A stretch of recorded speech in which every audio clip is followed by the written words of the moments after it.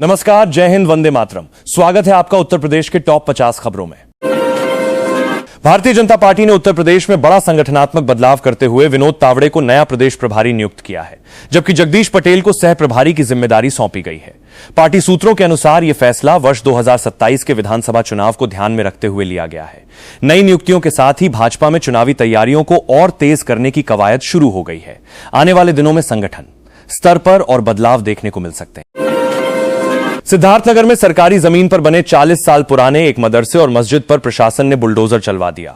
कार्रवाई के दौरान मौके पर पहुंचे समाजवादी पार्टी के नेताओं और प्रशासनिक अधिकारियों के बीच तीखी नोकझोंक भी हुई।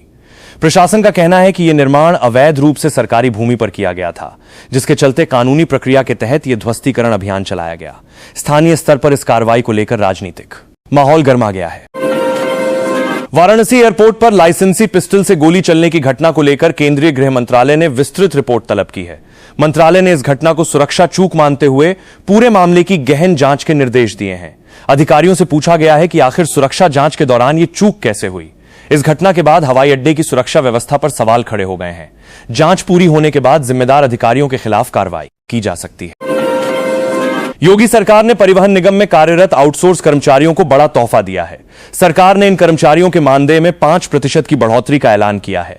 परिवहन निगम प्रशासन के अनुसार यह फैसला कर्मचारियों की मेहनत और लगातार सेवाओं को ध्यान में रखते हुए लिया गया है। इस बढ़ोतरी से हजारों आउटसोर्स कर्मचारियों को सीधा आर्थिक लाभ मिलेगा। कर्मचारी संगठनों ने सरकार के इस फैसले का स्वागत किया है। गोरखपुर में चाइनीज मांझे की चपेट में आने से बाइक सवार एक किसान का गला बुरी तरह कट गया। घायल किसान को तुरंत अस्पताल पहुंचाया गया, जहां डॉक्टरों ने उसे 60 टांके लगाए। इस घटना के बाद इलाके में लोगों का गुस्सा फूट पड़ा और प्रतिबंधित चाइनीज मांझे की खुलेआम बिक्री पर सवाल उठाए जाने लगे। स्थानीय लोगों ने प्रशासन से मांग की है कि मांझा बेचने वालों के खिलाफ तत्काल सख्त कार्रवाई की जाए, ताकि आगे किसी और की जान खतरे में न पड़े।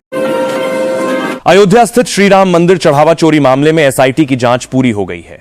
जांच में ट्रस्ट के महासचिव चंपत राय और कोषाध्यक्ष अनिल मिश्रा को पूरी तरह क्लीन चिट दे दी गई है। लंबे समय से इस मामले को लेकर चल रही अटकलों पर एसआईटी की इस रिपोर्ट ने विराम लगा दिया है। जांच अधिकारियों के अनुसार सभी दस्तावेजों और सबूतों की गहन पड़ताल के बाद यह निष्कर्ष निकाला गया है। ट्रस्ट प्रबंधन ने इस रिपोर्ट पर राहत जताई है।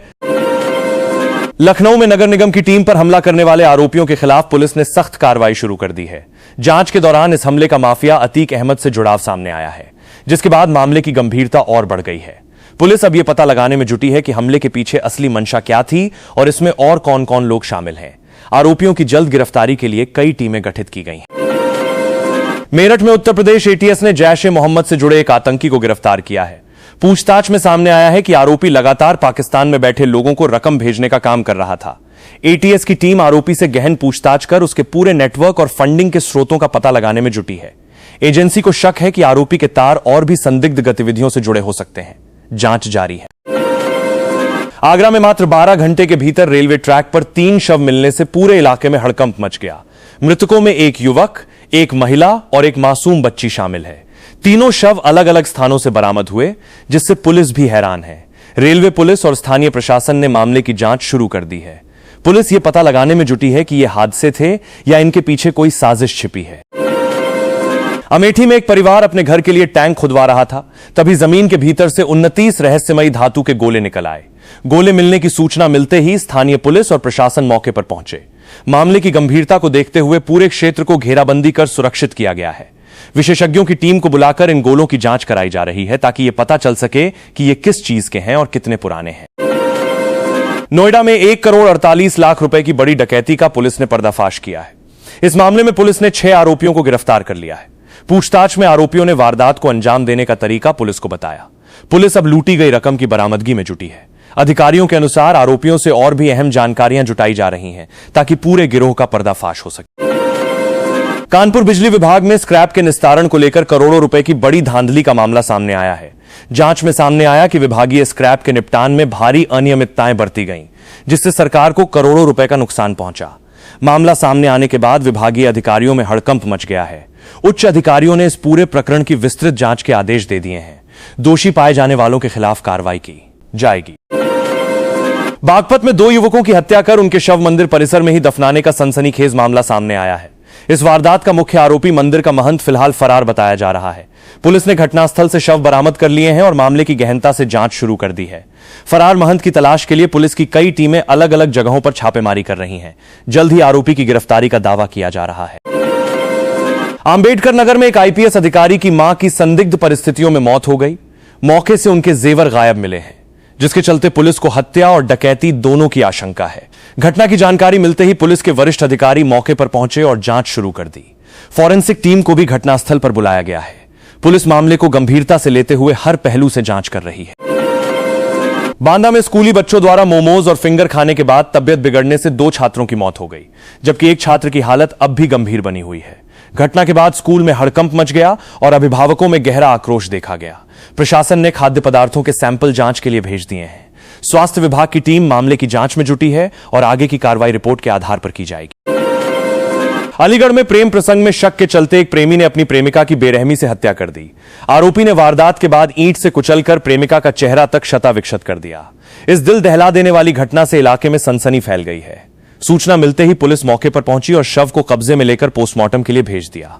पुलिस आरोपी की तलाश में जुटी है और जल्द गिरफ्तारी का दावा कर रही है। मुरादाबाद में तेंदुए ने एक बार फिर हमला कर एक महिला की जान ले ली।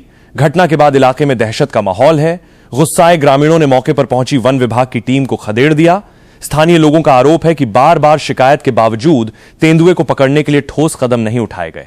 वन विभाग ने अब क्षेत्र में पिंजरे लगाने और गश्त बढ़ाने का आश्वासन दिया है।